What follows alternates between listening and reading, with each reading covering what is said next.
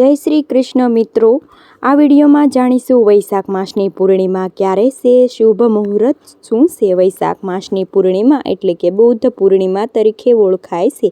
આ પૂર્ણિમા પ્રારંભ થાય છે તારીખ 30 એપ્રિલ 2024 ગુરુવારના દિવસે રાત્રે 9:12 જે તિથિ પૂર્ણ થાય છે 1 મે 2024 શુક્રવારના દિવસે 10:52 ઉદયા તિથિ અનુસાર કે ચંદ્રોદય તિથિ અનુસાર જોઈએ તો પણ 1 મે 2024 શુક્રવારના દિવસે પૂર્ણિમા મનાવવાની રહેશે। આ દિવસે આ વ્રત કરવાનું રહેશે।